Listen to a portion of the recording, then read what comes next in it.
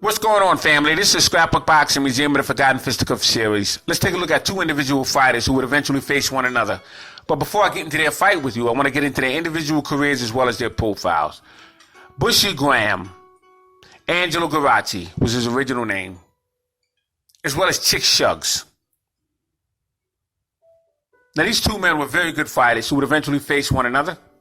But let's first take a look at Bushy Graham. He was born June 8, 1905, in Calabria, Italy. He died August 5, 1982. He was 77 years of age at the time of his death. Now, Bushy Graham would be laid to rest in Utica, New York. He stood 5 foot 5 inches. He was a bantamweight Orthodox Italian-American fighter who would have a total bouts of 137 fights, 110 wins, 39 knockouts, 19 losses, 8 draws, and no contest. Now, the name Bushy Graham came from the thickness of his hair, somewhat of an afro. He was a very good fighter, whose name was Mikey Garcia and Bobby Garcia at times in his career. He would switch names back and forth. But Graham turned professional in 1921 near Utica, New York. Utica, New York, like I said, he would be laid to rest later on in life. But that's where he would begin his professional career. And the fight took place March 28, 1924, and he would defeat Frankie Ash. Frank Ash was a pretty decent fighter. He would defeat him in 6 rounds. At this point of Frank Ash's career, he was titled a club fighter, and he would defeat him on points. Bushy Graham fought Frankie Gennaro. Now, that's very interesting because not shortly after his professional debut, he would be in there with a future NBA flyweight champion. Frankie Gennaro was a very good fighter. He fought him on May 17, 1926. They would eventually have a draw, and they would face each other 3 times. And in the last fight between these two men, Bushy Graham would defeat him. Very, very interesting. And a deciding factor in Rochester, New York, on May 17, 1926, Graham and Gennaro would definitely have to get it on again. And they would have their 3rd fight in New York's Madison Square Garden in front of a stunning crowd of 18,000 spectators. On June 24, 1925, Bushy Graham would face a member of the Pittsburgh Brothers, Pete Zivick. Pete Zivick, I believe, was the older brother. The youngest brother was 50 Zivick, who would defeat Henry Armstrong in 1940 and win the welterweight champion of the world. And he would be the only brother to win a title. But Pete Zivick would win the Olympics. And he would lose to Bushy Graham on a 10-round newspaper decision. This was in Utica, New York. Now, this is one of the last newspaper decisions that would be awarded to a fighter. And Pete Zivick would be down in the 7th round, and that wouldn't help him, especially in Utica, New York, where Bushy Graham would eventually reside. But Bushy Graham had deserved that victory anyway. He was a very good fighter, and he handled himself quite well with a well-experienced fighter as Pete Zivick. Bushy Graham would defeat Abe Goldstein, another outstanding Jewish fighter. On July 23, 1925, he would be the former New York SAC, which is the New York State Athletic Commission World Bantamweight Champion. Now, Graham would lose and win against future NBA Bantamweight Champion Bud Taylor. Bud Taylor was a phenomenal fighter. I'm going to show you Bud Taylor. Now, Bud Taylor was some fighter. He wound up becoming a champion as well. But this fight with Bud Taylor and Bushy Graham was the start of finding out who Bushy Graham really was, because you're looking at an experienced fighter in Bud Taylor. And these men would get it on. And all answers that were once questioned would be answered in that fight with Bud Taylor, because Bushy Graham had his hands full. And I believe he got much better in that fight with Bud Taylor. But that was an outstanding fight with Bud Taylor. They would face each other more than one occasion. And I believe this is what helped get Bushy Graham much better. The NBA and the New York SAC Bantamweight Championship was on the line from Corporal Izzy Schwartz. Now, I can't show you Izzy Schwartz's photo right now. You see, I have close to 1,000 scrapbooks.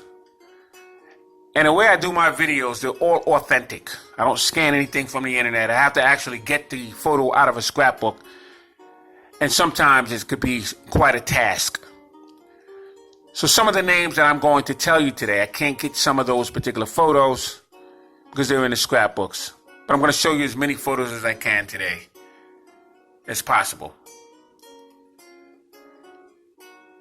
Now, Corporal Izzy Schwartz, very, very good fighter. He was a Jewish fighter, and he would become a champion.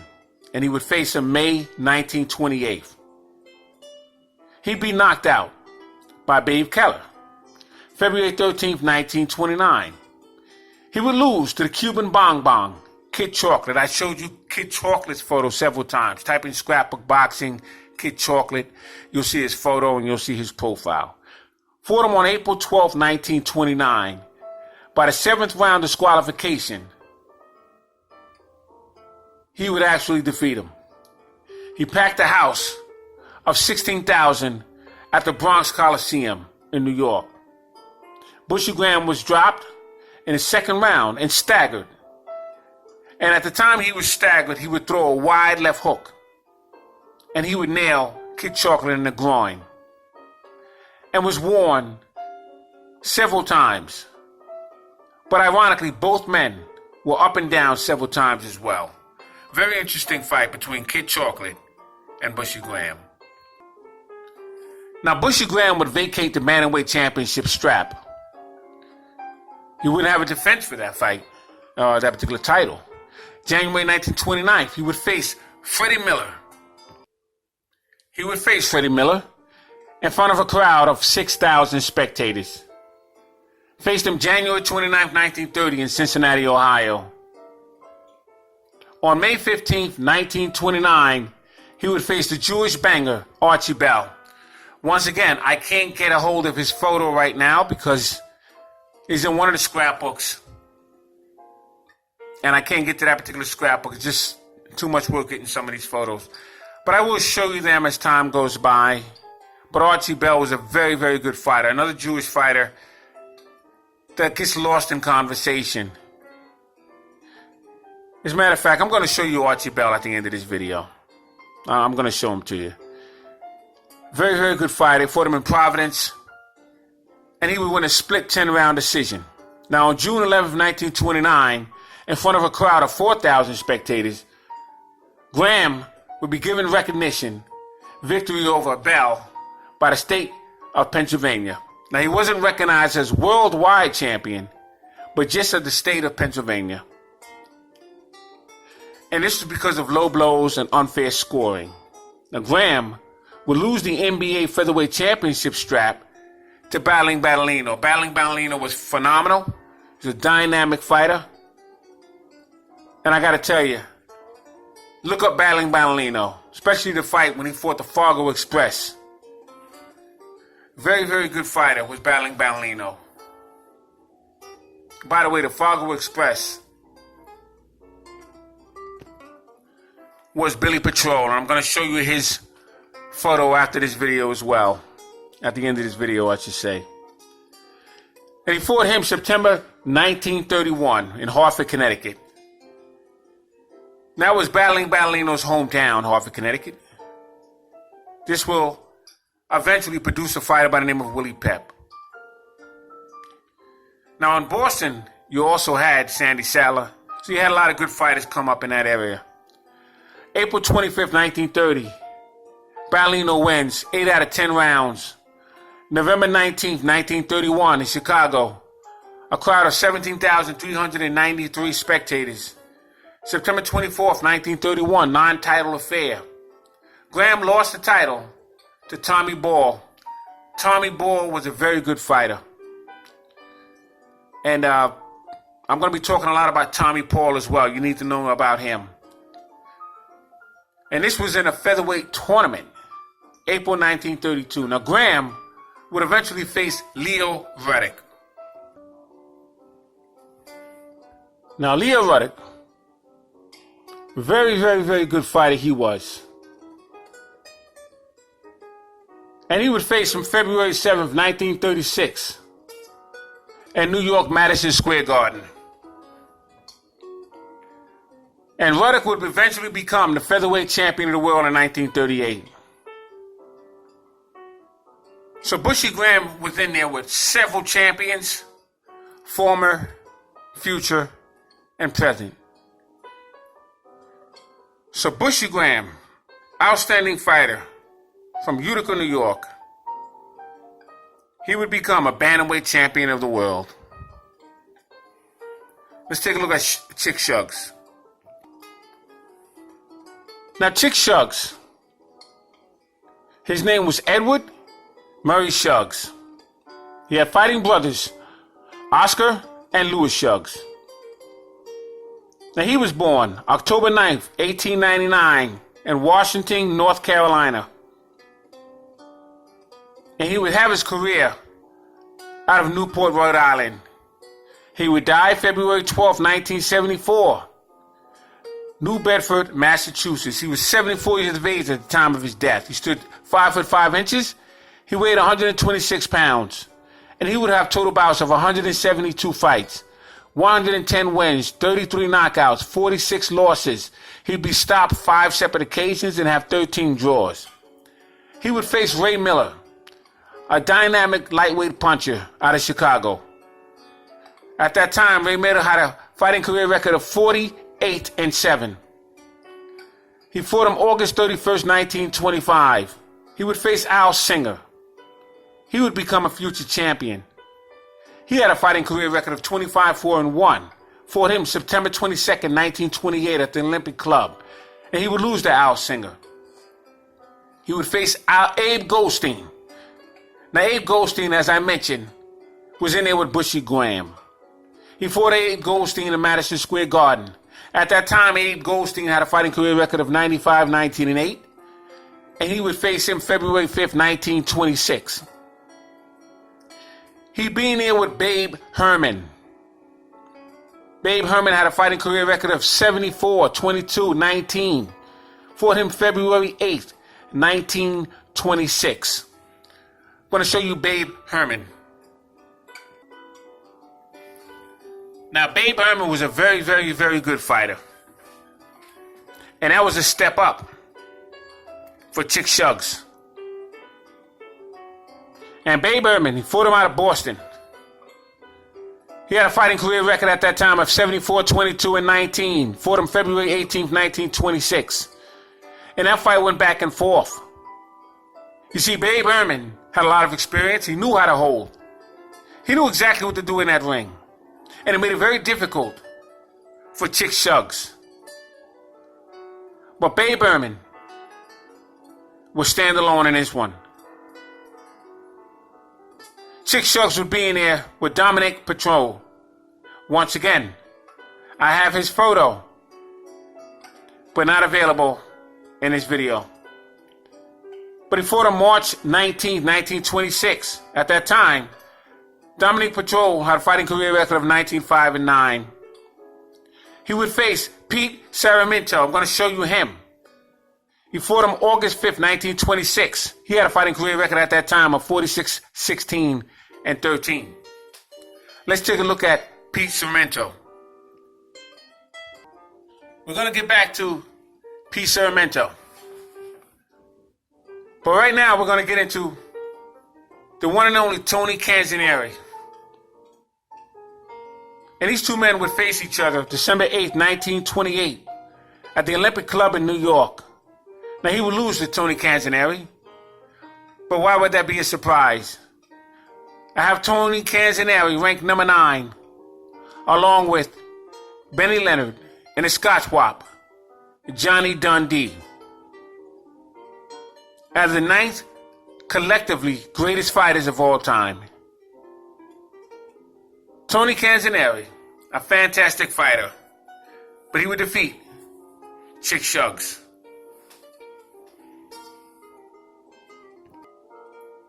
Now, Chick Shuggs would face Bushy Graham.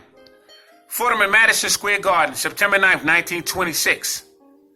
And Bushy Graham at that time had a fighting career record of 64-8-7. And like I said, these two men would get it on. But Chick Shugs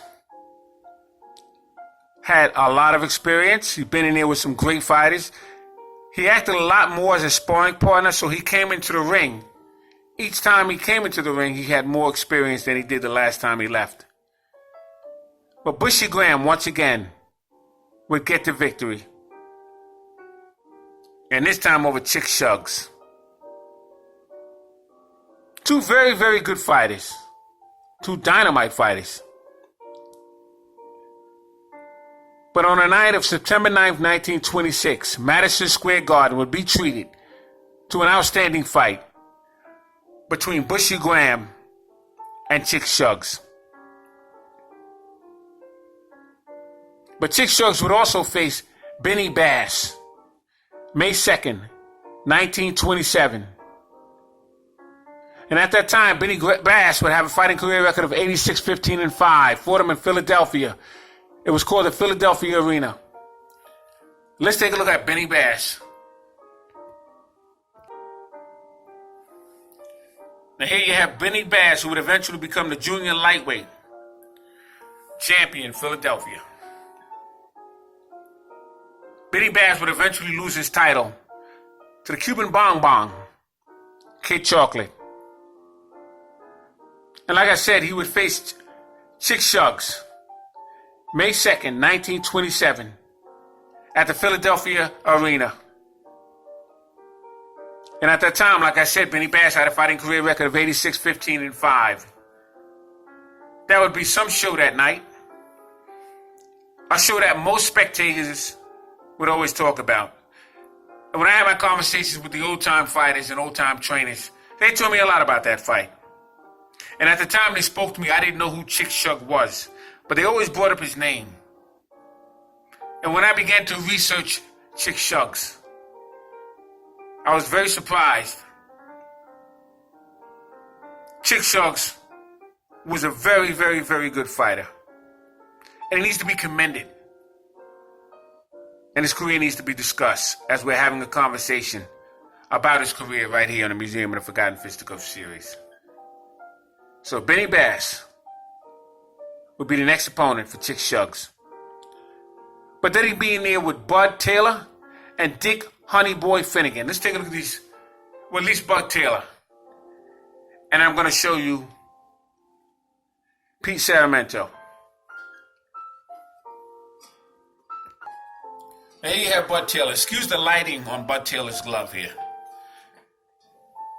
But Bud Taylor was an outstanding champion. And he was in there with every single fighter of his era. Now he would defeat Chick Shugs.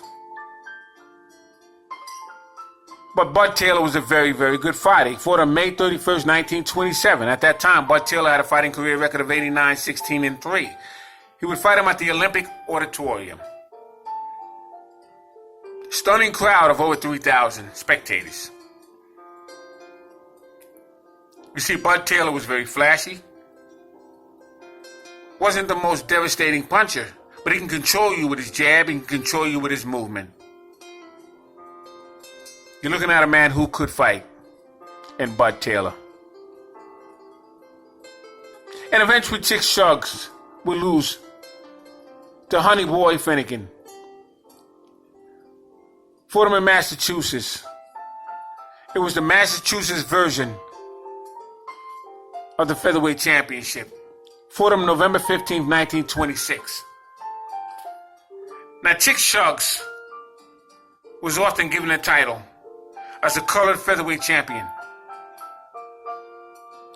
But the only real championship bout that he had an opportunity to fight would be on the night of November 5th, 1926, and that would be against Dick Honey Boy Finnegan.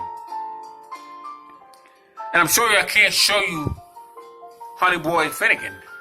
Once again, one of the books that I'm just not prepared to dig out of right now. But I'm sure you can look him up on the internet somewhere. Very good fighter. But that would be for the Massachusetts version of the Featherweight Championship belt. And one quick side note, Chick Shugs would also be in there with Johnny Farr. Very good lightweight. Johnny Fall had a fighting career record of 28-18-8. Fought him August 12, 1926. But I'm going to show you Pete Saramento, as promised. Now this is a phenomenal Filipino featherweight by the name of Pete Saramento. And these two men would have a dynamite fight. Very, very good fight at Madison Square Garden, August 5th, 1926. Pete Saramento had a fighting career record at that time coming in at 46-16-13. And this man can move. And at that time, you had a lot of Filipino fighters who just don't get recognition. I'm going to eventually introduce to you a lot of Filipino fighters that you've never heard of. It was a lot of them. But I promised to show you some fighters, and I couldn't come through with some of them. But I wanted to at least show you Pete Saramento. So salute to all my subscribers for hanging in there with me. I do appreciate it. Hope I'm not boring you. But salute to Chick Shacks. Chick Shacks was a very good fighter. And I wanted to introduce you to him, as well as Bushy Graham, another dynamic fighter. And you're going to hear about these fighters only on the Museum of the Forgotten Fisticuffs series with Scrapbook Boxing. So thanks for being patient with me. Hopefully you got a lot out of this conversation. On to the next video. Peace.